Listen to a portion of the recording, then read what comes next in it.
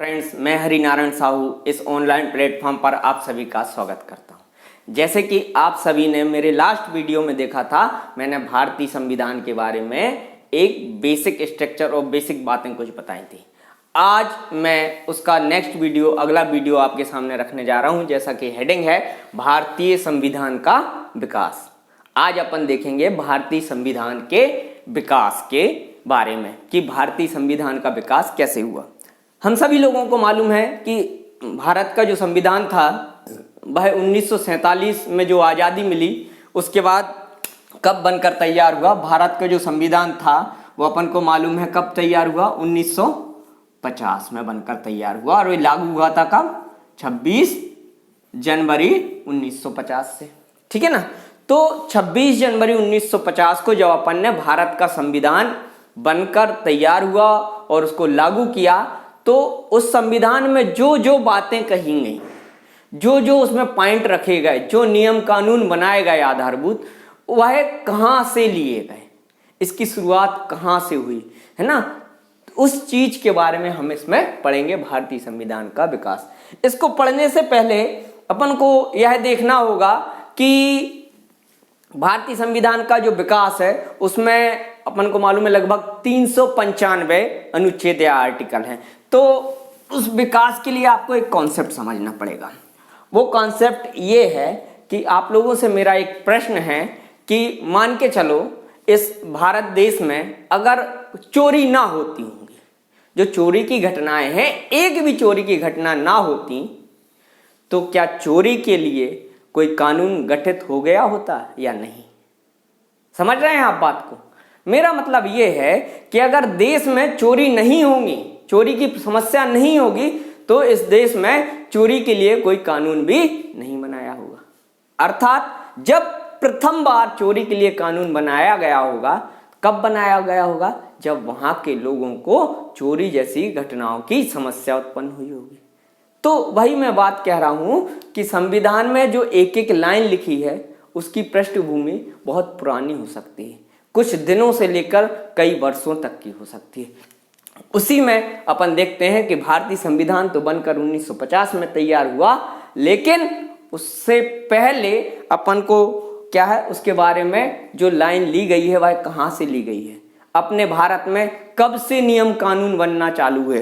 तो कई लोग होंगे जो पढ़ चुके होंगे या नहीं भी पढ़े होंगे, तो मैं बता देता हूं। भारत देश में सबसे पहले एक एक्ट आया था 1773 का रेगुलेटिंग एक्ट, 1773 का रेगुलेटिंग एक्ट। इसके बाद जो ब्रिटिश ईस्ट इंडिया कंपनी के लिए एक्ट लाए गए थे, और यह कंपनी और फिर ब्रिटिश शासन बहुत सारे एक्ट लेकर आई जिनकी बातों को भारतीय संविधान में शामिल किया गया। तो उन एक्ट के कुछ प्रमुख प्रावधानों को अपन भारतीय संविधान के विकास में देखते हैं। क्लियर है। तो इसको भी स्टार्ट करने से पहले अपन 1773 के एक्ट को स्टार्ट करने से पहले अपन ये समझेंगे कि घटना क्या हुई थी। आप लोग को बस एक कहानी के तौर पर सुनना है और कुछ नहीं। ठीक है ना।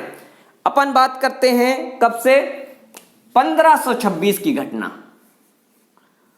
1526 में भारत में कौन आए, अभी सिर्फ आपको एक कहानी के तौर पर सुनना है। ठीक है ना। 1526 में कौन आए थे भारत में, मुगल। मुगल कौन थे, आपने अकबर का नाम तो सुना ही होगा, अभी इतना याद रख लिया। अगर आपने हिस्ट्री नहीं पढ़ी है कोई बात नहीं, 1526 में जो अकबर थे उनके वंशज मुगल यहाँ आ गए थे। और 1600 में एक घटना और घटी, कहां पर, 1600 में एक कंपनी का गठन हुआ, कहां पर, इंग्लैंड में, ईस्ट इंडिया कंपनी। कौन सी, ईस्ट इंडिया कंपनी। ठीक है, ईस्ट इंडिया कंपनी का गठन हो गया।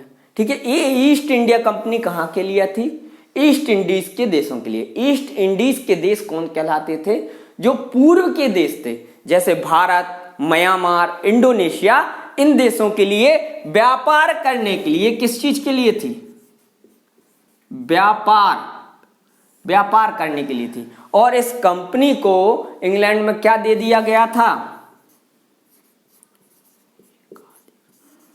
एकाधिकार। एकाधिकार इंग्लिश में मोनोपोली। तो एक कंपनी गठित की, है ना, कहाँ पे? इंग्लैंड में, ब्रिटेन में एक कंपनी गठित की गई जिसका नाम था ईस्ट इंडिया कंपनी। यह कंपनी कब गठित की गई? 1600 में, 31 दिसंबर 1600 को गठित की गई थी। किसके लिए गठित की गई थी? व्यापार में। किसके लिए व्यापार में गठित करने के लिए दी गई थी? ईस्ट इंडीज देशों से, मतलब पूर्वी देशों से, भारत, म्यांमार, इंडोनेशिया, यहाँ के देशों से व्यापार करने के लिए कंपनी गठित की गई थी। अच्छा, ये चीज मैं आपको बाद में बताऊंगा जब वर्ल्ड हिस्ट्री पढ़ाऊंगा कि इनको कंपनी को क्यों यहां भेजा गया था। तब एक अधिकार देकर ये कंपनी भेजी गई थी। अब अपन बात करते हैं एक अधिकार पे, मोनोपोली पे। मोनोपोली और एक अधिकार क्या होता है? जो एक अधिकार होता है, जैसे आपने देखा होगा भारतीय रेलवे, ठीक है ना, जो अपने यहाँ ट्रेन चलती हैं, जो इंडियन रेलवे है वो कौन चलाती है? इंडियन गवर्नमेंट चलाती है। क्या कोई प्राइवेट संस्था रेलवे चलाती है अपने? नहीं। अच्छा, आपको ये मालूम है जैसे अंबानी जैसे लोग हैं, कोई बड़े बड़े उद्योगपति हैं, टाटा बिरला है, ये भी 2-4 शहरों के बीच क्या ट्रेन नहीं चला सकते? जब फ्लाइट से चलाते हैं वो भी चला सकते।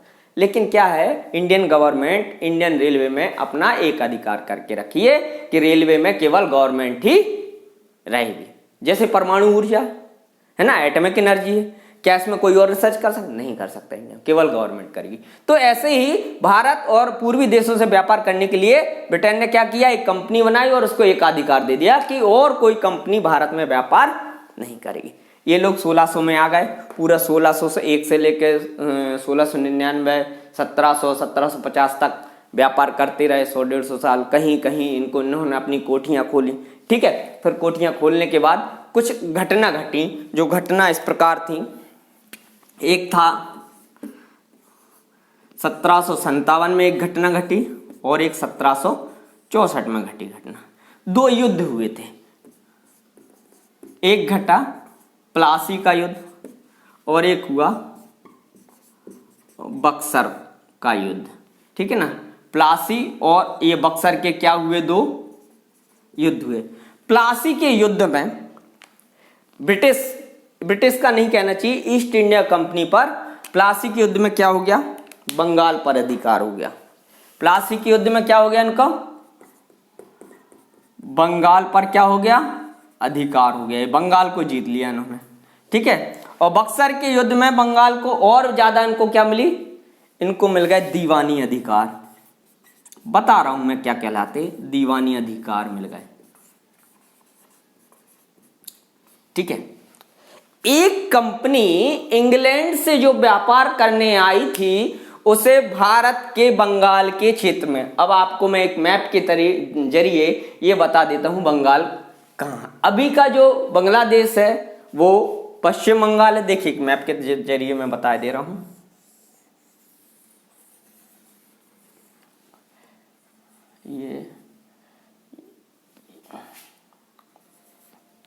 ये इतना पूरा क्षेत्र, ये बांग्लादेश का, थोड़ा सा म्यांमार का, ये वाला जो मेघालय का क्षेत्र था, ये पूरा पहले बंगाल कहलाता था।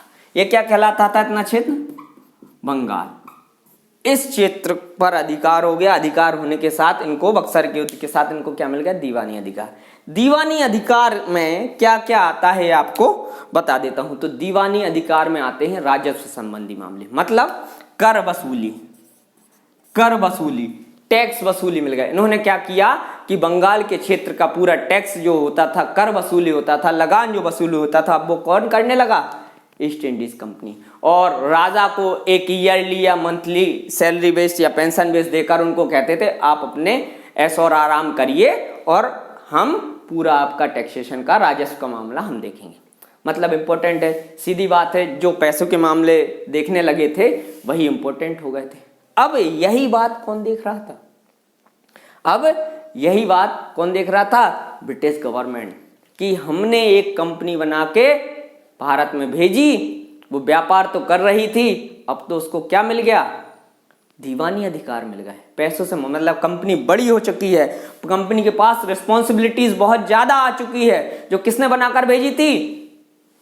ब्रिटिश गवर्नमेंट ने। जब उन्होंने देखा कि मामला बढ़ गया है और अब इनको कंट्रोल करना चाहिए, तो ब्रिटिश ईस्ट इंडिया कंपनी ने देखा कि जब ये कंपनी बड़ी हो चुकी है, इसके पावर ज्यादा आ चुकी है, तो क्या करना चाहिए? इनको कंट्रोल में रहना चाहिए। तो ब्रिटिश गवर्नमेंट ने इस ईस्ट इंडिया कंपनी को कंट्रोल करने के लिए ब्रिटिश संसद में एक एक्ट लेकर आए। सुनना ध्यान से, ब्रिटिश संसद के द्वारा एक एक्ट लेकर आए, किसको कंट्रोल करने के लिए? इस ईस्ट इंडीज कंपनी को कंट्रोल करने के लिए लेकर आए 1773 का रेगुलेटिंग एक्ट। किसको रेगुलेट करने के लिए? ईस्ट इंडिया कंपनी को। क्यों रेगुलेट करना था? क्योंकि ईस्ट इंडिया कंपनी को अब दीवानी अधिकार मिल चुके थे। वह कहां के? बंगाल के दीवानी अधिकार मिल चुके थे। वह कंपनी पावरफुल हो चुकी थी, तो उसको कंट्रोल में तो रखना था। तो इसलिए ये एक्ट लेके आए 1773 का रेगुलेटिंग एक्ट। इसमें बहुत सारे प्रावधान थे, जिसमें अपन कुछ प्रावधानों को पढ़ा करेंगे, है ना। ऐसे ही 1773 का रेगुलेटिंग एक्ट आया, फिर पिट्स इंडिया एक्ट आया, 1793 को आया, 1813, 1833, 1853 का चार्टर एक्ट आया, 1858 बहुत सारे एक्ट आए, जिनके प्रावधानों को धीरे धीरे अपन ने भारतीय संविधान में भी शामिल किया गया। ये एक मात्र 1773 का एक्ट ऐसा एक्ट था जो भारत देश की सीमाओं में पहली बार कोई कानून लेकर आया था। इसके पहले क्या होता था? इसके पहले राजाओं महाराजाओं का शासन चलता था, और आप लोगों को तो पता है राजा के पास एक केंद्रीय शक्ति होती थी, अर्थात राजा सर्वोच्च शक्तियों का प्रमुख होता था। जैसे एक उदाहरण के तौर पर आप लोगों को समझाऊं मैं कि राजा ने अगर बोल दिया कि आज से पूर्व दिशा को पश्चिम दिशा बोला जाएगा, तो बोला जाएगा। राजा की बात अटल होती थी, जो बोल दिया, है ना। पर अब नियम कानून एक्ट के थ्रू बहुत सारे, और धीरे धीरे जैसे जैसे मांग होती गई, वैसे वैसे एक्ट्स क्या होते गए? बनते गए। जब जैसी जरूरत पड़ी और एक्ट बनते गए। तो वह बहुत सारे एक्ट हैं, लेकिन कई लोगों को ऐसा लगता है कि एक्ट में क्या करना है, बहुत सारे रटना पड़ता है। रटना कुछ नहीं पड़ता है, बस ये एक आपको कहानी समझ में आ गई होगी, ठीक है ना। मैं 1 मिनट में फिर से ये रिपीट कर देता हूँ, ठीक है। मैंने बोला भारतीय संविधान का विकास। भारतीय संविधान के विकास में अपन पढ़ेंगे बहुत सारे एक्ट जो ब्रिटिश गवर्नमेंट के द्वारा लाए गए, लेकिन उसको समझने से पहले मैंने क्या एक आपको बेसिक आधार बताया क्यों ये एक्ट पढ़ने थे। क्योंकि 1526 में अपने यहाँ मुगल का शासन आज हो चुका था। उसके बाद 1600 ईस्वी में ब्रिटिश गवर्नमेंट के द्वारा ईस्ट इंडिया कंपनी का गठन किया गया, और ये east India Bharat, Myanmar, England वगैरह के जो पूर्व के देश थे उससे व्यापार करने के लिए था। उसे व्यापार का एक अधिकार दिया गया। क्लियर है? आपको एक अधिकार का मतलब भी समझा दिया मैंने। और इस कंपनी ने कुछ समय बाद 1757, 1764 में 2 युद्ध हुए, प्लासी का, बक्सर का युद्ध। इन युद्ध के बाद दीवानी अधिकार प्राप्त कर लिया, अर्थात कर और राजस्व वसूली संबंधित अधिकार प्राप्त कर लिए। इसे देखते हुए ब्रिटिश गवर्नमेंट ने ईस्ट इंडिया कंपनी को रेगुलेट करने के लिए 1773 का पहला एक्ट इस देश में लेके आया, जिसे कहा गया 1773 का रेगुलेटिंग एक्ट, जिसके थ्रू ईस्ट इंडिया कंपनी को उन्होंने रेगुलेट किया और अपने कंट्रोल में एक एक्ट के द्वारा कर लिया। फिर बहुत सारे एक्ट आए, उनको अपन देखेंगे नेक्स्ट वीडियो में, मैं आपको बताऊंगा। और एक बढ़िया चार्ट बना के मैं बताऊंगा कि किस किस को कब कब पढ़ना है, तो आप उसको भूलेंगे नहीं, ठीक है ना। ठीक है, अगला वीडियो मैं आपको इसका पूरा एक डायग्राम बना के समझाता हूं, और कुछ वीडियो 2 से 3 वीडियो में अपन इसको देख लेंगे। Thank you very much.